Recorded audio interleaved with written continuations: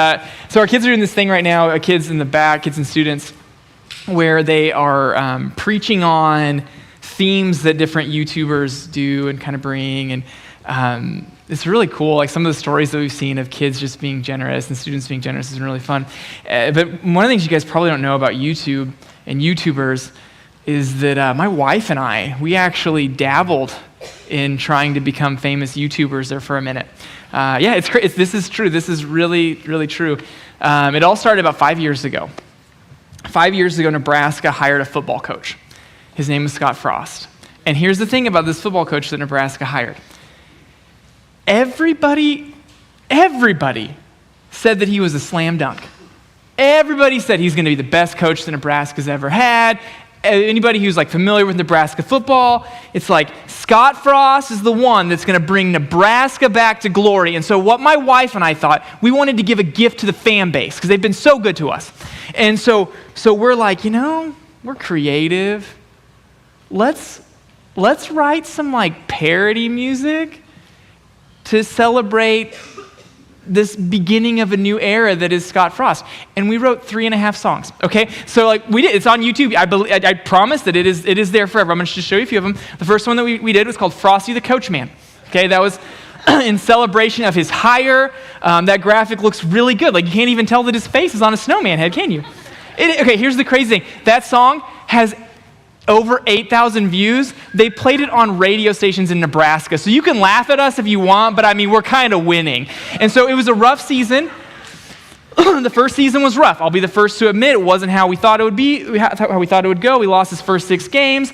And so, but we wrote another song the next Christmas, and this was it. It was called Last Christmas, You Gave Us Scott Frost. And the line in the song that tied it all together beautifully was, last year was a rebuilding year. This year will be something special. Spoiler alert, it wasn't. And so then the next year comes on. And so we're like, okay, well, I guess, and so then I was like, but I'm still holding on hope. Everybody said he was a good coach. And so then the last one, or I guess one of the ones we did then was Give Frost a Chance. Is the John Lennon, Give Peace a Chance. That looks a little bit better, but he looks really coneheady, and I don't know how that happened, but it did, and it was less views because people care a lot less at this point in the year. But then it just seemed like an act. This is our half song, okay? An act of frustration because Iowa is our rival, and they've owned us for a long time. I hate to say that out loud, but so we're like, how do we get them? We'll get them through song, okay? So we edited a version of 50 Nifty United States, and we took Iowa out of it, okay? So it's the 50 Nifty United States without Iowa. Okay, here's the thing. It has 21,000 views. Like, because this is how that has to play out. Someone's like, they type in because they want to teach their classroom, because it's probably just educators, and they're like, you know what, we need to teach our kids all the states. 50 Nifty. Does this say without Iowa? That can't be right. And then they click it and they play it, and right when it gets to Iowa, it goes beep, and it doesn't there, and it just has Iowa with a line through it. And so, like, we did it. Here's the thing. So the internet knows something about the Goeden family, and it's that we are all in on Scott Frost. Last Sunday, he got fired. And he got fired because he was the worst coach that Nebraska has ever had statistically. It's incredible. Like, it's incredible how poor he did. And the bummer is that now on the internet for all of eternity, because that's how long the internet's going to last, the people know that we were all in. They know that we were wrong. But man, we meant well. And that's kind of the text this morning, okay? So you got this example with Peter, where Peter, he starts off, okay, just a few verses earlier, and he makes this declaration that is no joke, one of the greatest declarations in all of Scripture. It's in Mark chapter 8, I think it's verse 29. And he says this. Jesus looks at Peter, and he's like, but who do you say that I am? And Peter says, you're the Christ. It's incredible. It's actually the very center point of Mark's gospel. That everything before that is Mark answering the question, who is Jesus? Everything after that verse is Mark answering the question, what did Jesus come to do? That it is, it's about as high of a mountaintop experience as someone could experience, okay? He says, he gets it right. He's one of the first people, he's the first person to realize in Mark's gospel that Jesus Christ is the Messiah. Humongous. But right after Jesus tells him that, he says, hey, you're right, but don't tell anyone. And the reason why Jesus tells Peter not to tell anyone is because as right as he is, he has literally no idea what it means. And so he's like, okay, now that you got it right, now that you know that I'm the Messiah, I'm going to explain to you what it means to be the Messiah. And that's where we'll pick up the text in Mark's Gospel, chapter 8, verse 31.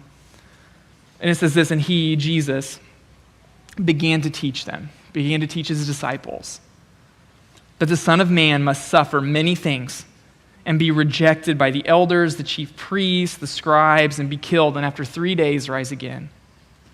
And he said this plainly. And Peter took him aside and began to rebuke him.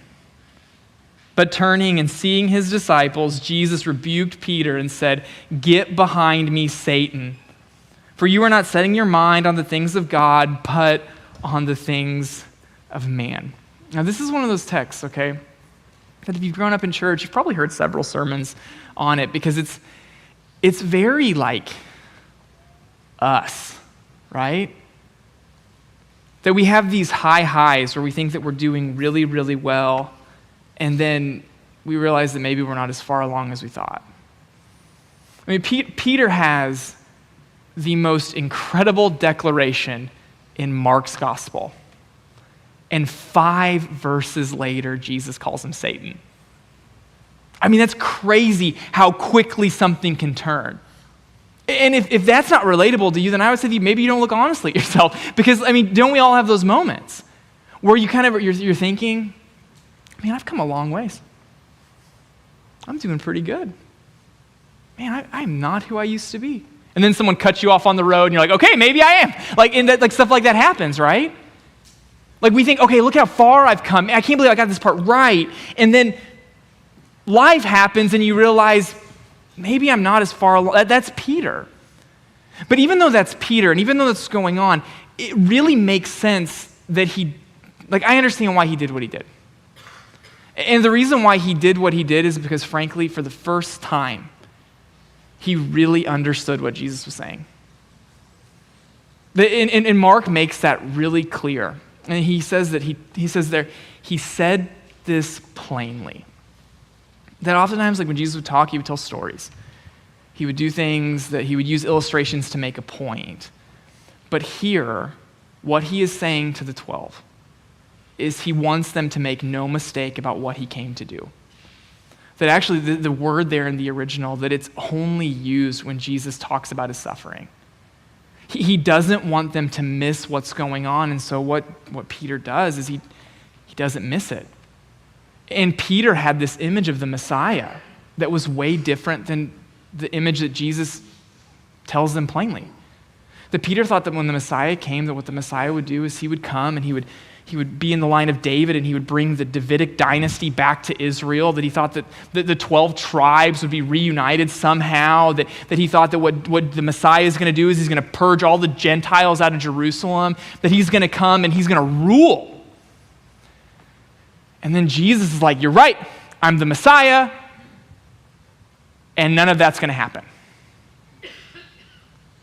And so Peter takes him aside and says what he says. And just to get a picture of how direct Jesus is, I want to look closely at what Jesus is saying the Messiah will do. Because it's something that you would never want anyone to experience, especially someone that you love. So you kind of understand why Peter would take him aside and say what he says.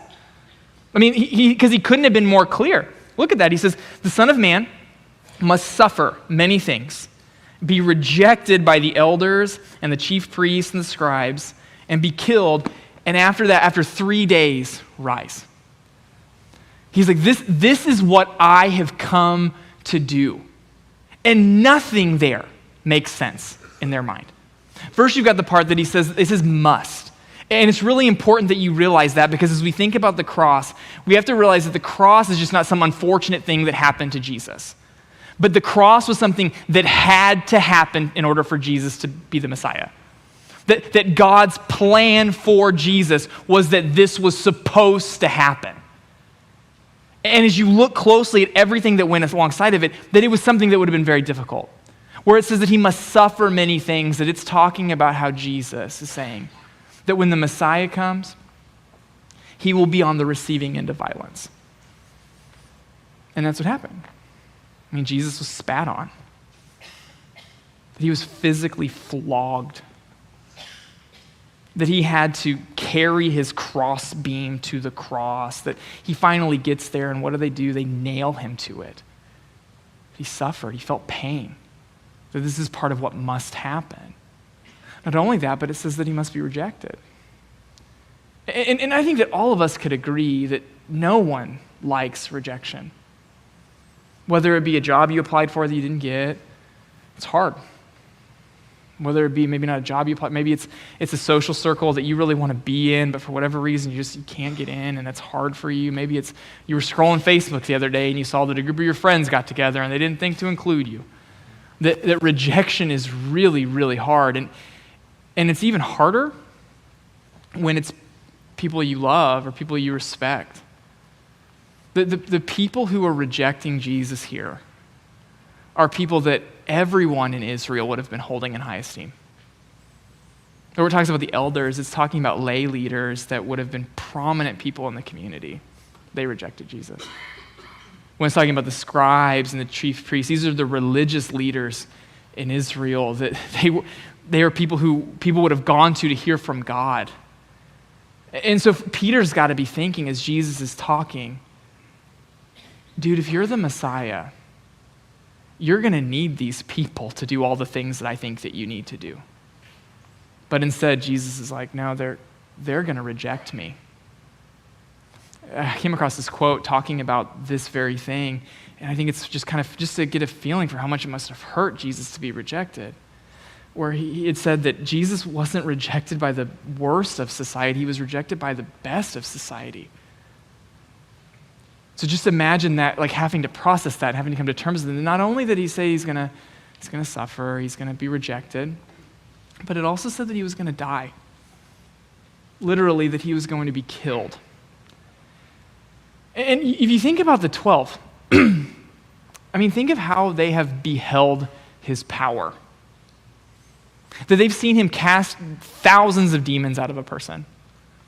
That they've seen him calm storms. They've seen him walk on water. They've seen him feed multitudes with limited resources at this point. That they've got to be thinking, no one can kill you.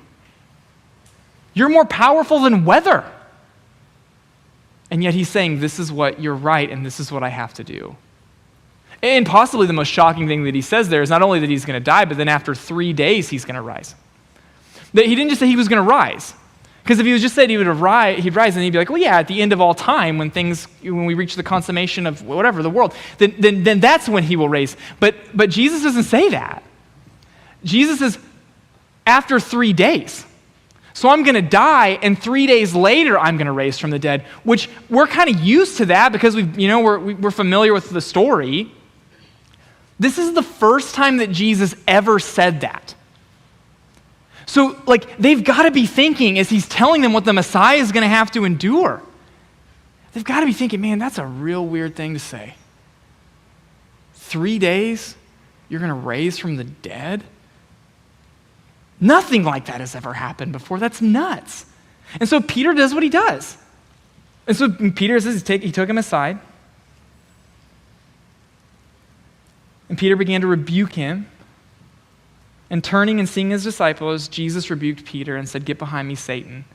For you're not setting on your mind the things of God, but you're setting on your mind the things of man." Like that word there for rebuke that Jesus uses for Peter, it's the same word that's used when Jesus casts out demons. And the word that Peter uses to rebuke Jesus is the same word. So what you have here is you have this really, really forceful it's heated. And then you have the Jesus, and I think it's so interesting that he turns and he sees the disciples and then he rebukes Peter. And the reason why I think that's interesting is because though Peter was talking, Though Peter's the one that took Jesus aside and said what he said, everyone there felt the same way. Peter was just the only one with the guts to say it. And so what Jesus wanted to make sure that everyone in the room saw was that they were all wrong. The Messiah, they have the wrong image of the Messiah. So what Jesus does is he rebukes him in a way for everyone to see. And it is a rebuke that is insane. That when he says to Peter, "Get behind me, Satan," like one where he says, "Get behind me," he's saying, stop trying to disciple me. Let me disciple you.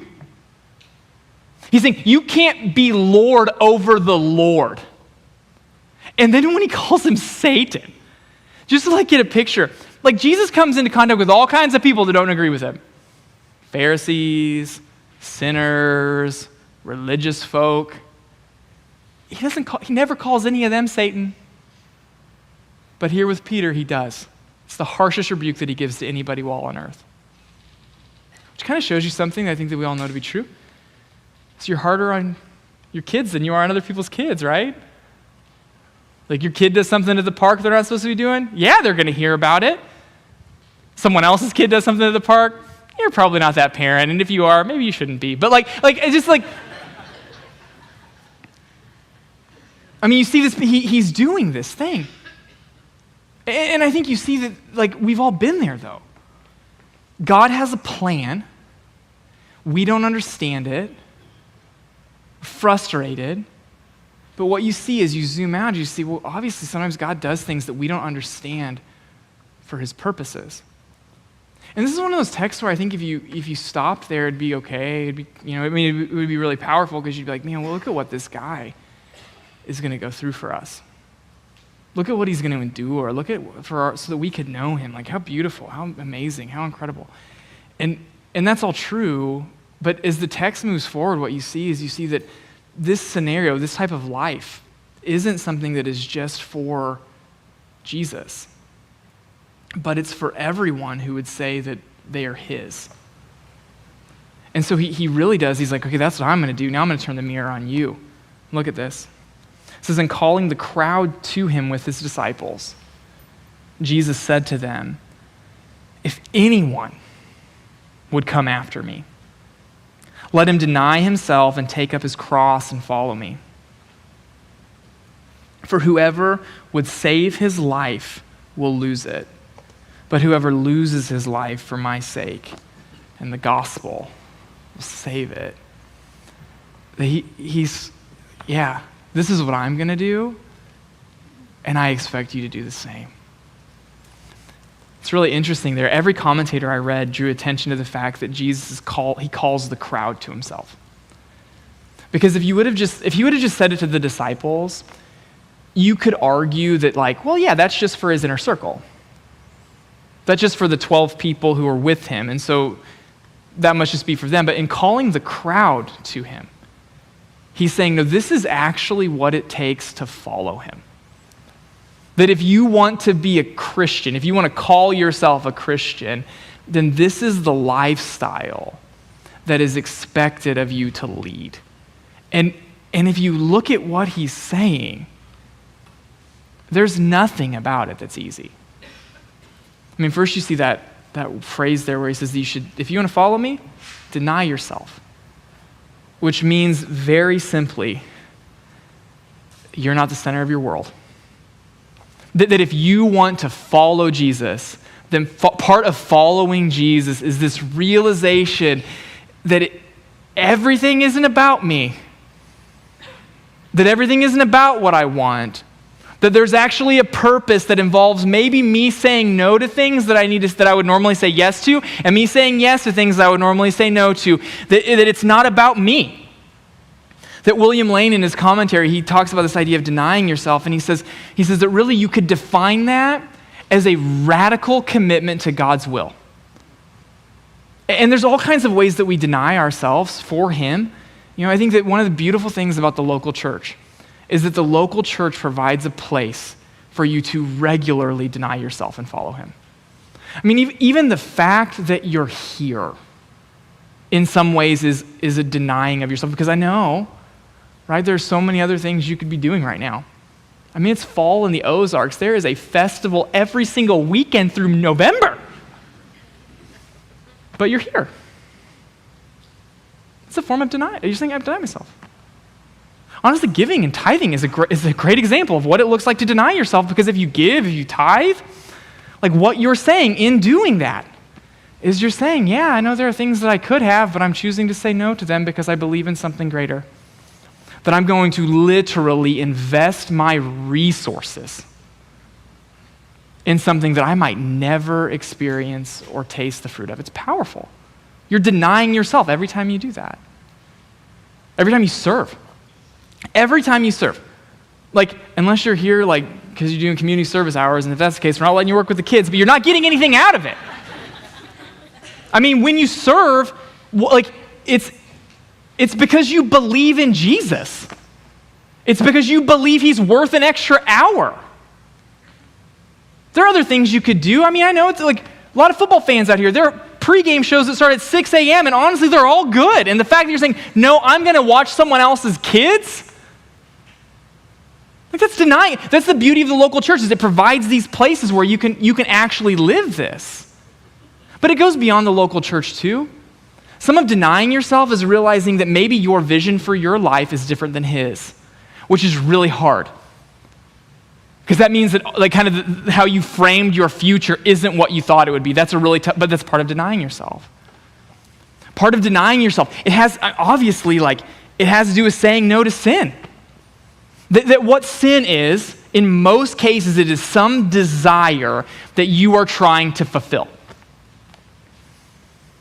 Whether it be greed, that's a desire. Whether it be making yourself feel better about yourself, maybe than someone else, that's a desire. That's something that comes from within. Something like lust, like you're fulfilling something that you feel on the inside. And part of denying yourself is saying, you know what, I know I could do this. I know I could get away with it. I know there are people who probably think this is perfectly fine.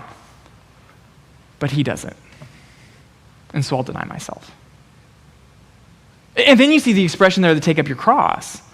And as he talks about taking up your cross, like this is, when he says that, no one knows he's going to die on a cross. He's being prophetic. We know that he was going to die on the cross, but they didn't. And he's not calling us necessarily, like, I don't know that God's calling us to literally like be crucified. But you see that word there, his cross. Now, the cross was God's will for Jesus. And what was the cross's will for Jesus? It was something that was painful that ultimately brought people life. That as we take up our crosses and we choose to follow him, part of what we're signing up for is we're signing up for saying, hey, I'm willing to take on things that are painful because I believe that inevitably they'll bring me life. I'm going to take on things that are difficult because my hope is that those things that are difficult will bring me life. And then he says, and if you want to follow me, you got to follow me. And for the 12, that was like, hey, just stay with me. And they were really bad at that because at the end they abandoned him. And for us, it's saying, stay on the path that he has set out for you to follow. You know what he wants you to do. Do it. And when you do, you're following him. There might be other places you'd rather go. There might be other things you'd rather do. But if you want to follow him, well, then you choose to stay on the path that he has laid out for you. And that's it. And to be honest with you, it's very costly. It seems very difficult. I don't know that anyone who heard him say that for the first time would have thought, oh, yeah, I could do that. That's easy. And I imagine that a lot of people probably, when they heard that, they thought, I don't know if that's something that I can do. Because what Jesus is saying, he's saying there's not one part of your life that I don't want to claim to be Lord over. There's nothing that you can hold back on. And so as you hear that, maybe you think, no, it's probably for two reasons. And Jesus addresses those two reasons as the text moves forward. Look. He says, for what does it profit a man to gain the whole world and forfeit his soul? For what can a man give in return for his soul? For whoever is ashamed of me and my words in this adulterous and sinful generation, of him will the Son of Man also be ashamed when he comes in the glory of his Father with the holy angels. That if your response to what he's asking is no, it's probably for one of two reasons. One is that at some level, what he's asking for, you don't think is worth it. You just be like, yeah, I don't think it's worth it. And maybe if you're like really churchy, like you're not going to say that, but that's it. That you'd say, I don't think that what he's asking is worth what it will cost me. And so I'm going to just choose to say no. And to that, Jesus responds by saying, what does it do for you if you gain the whole world, but you gave up your soul? He's like, if you really don't think it's worth it, like, do you really realize that there is an eternal heaven to gain and an eternal hell to lose? So he's saying anything that you would say, well, yeah, but I just think, no, he's saying in perspective of eternity, there's nothing this world could give you that would be worth forfeiting that. And I think we can all admit the world offers a lot. There's some things in the world that seem kind of fun and exciting, and maybe even some things we've experienced that aren't necessarily bad. He's saying you could literally get it all. But at the end, even if you do, you'll regret the fact that you went all in on that.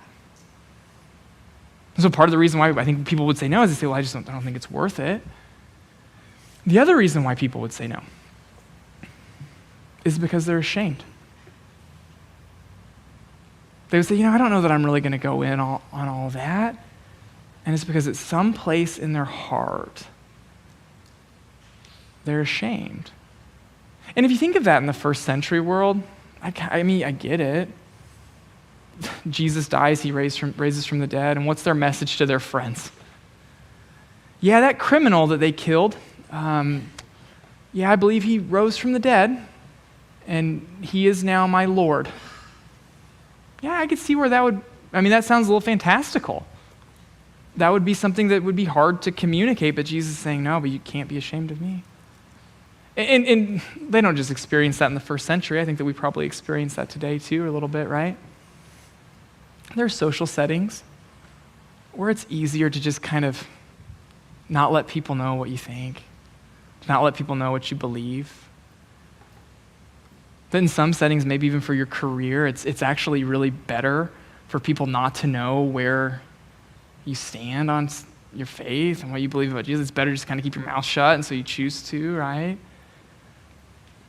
Honestly, sometimes even just when people are aware that you're a Christian, like it changes the mood of a room. So you just kind of resolve, like, I'm just not going to let people know. And Jesus says, if you are ashamed of me, if you don't want people to know that you belong to me,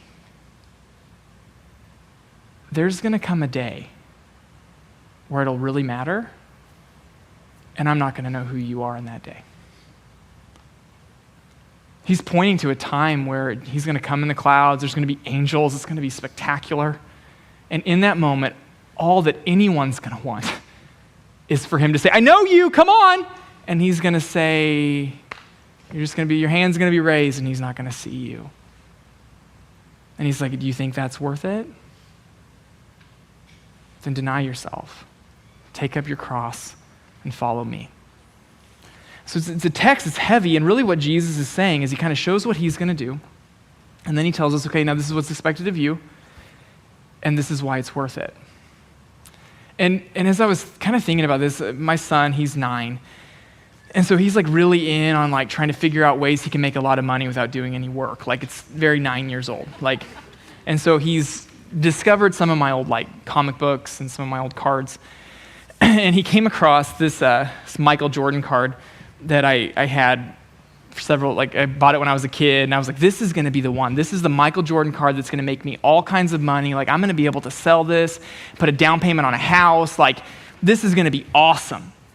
So so he came across this card, and like it was in like a plaque and stuff, and it's a rare air upper deck. Like, this is a card, okay?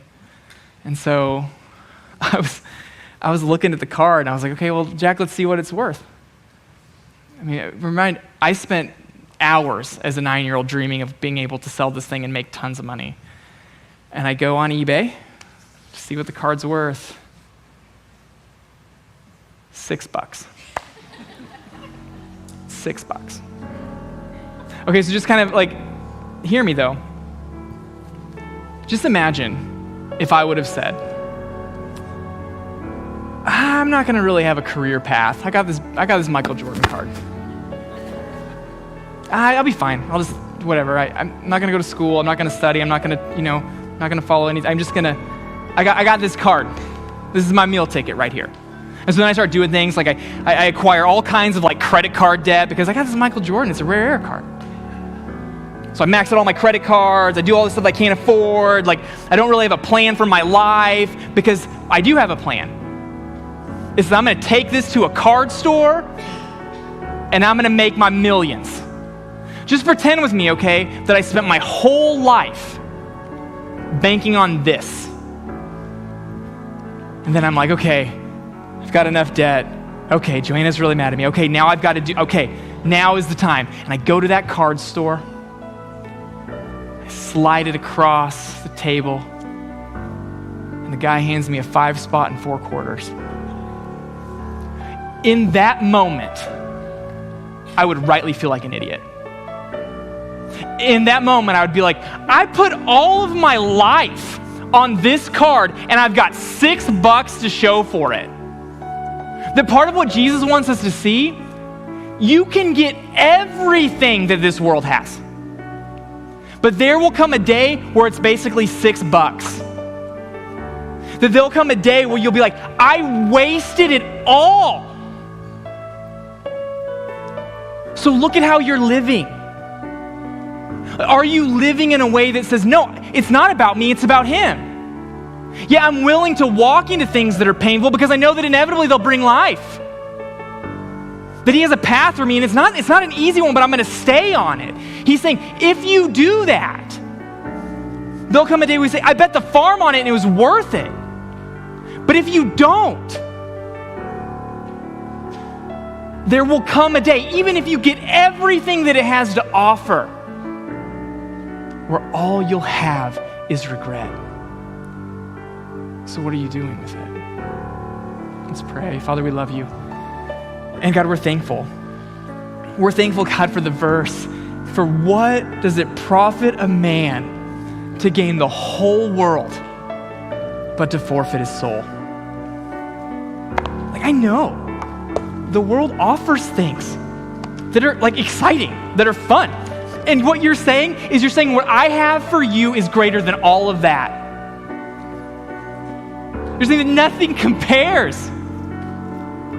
And so God, I pray for everyone watching online, everyone here in this room. God, help us.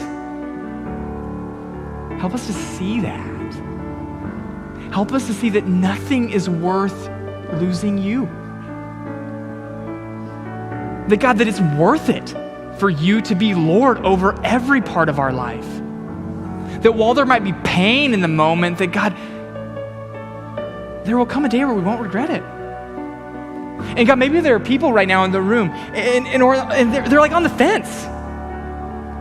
God, help them open their eyes to the beauty of the gospel. That is that there is nothing more valuable than him. And I pray, God, that as they see that they would respond, that they would put their hope and trust in you. God, we thank you that it's worth every bit. It's in Jesus' name. Amen. Amen. Love you guys.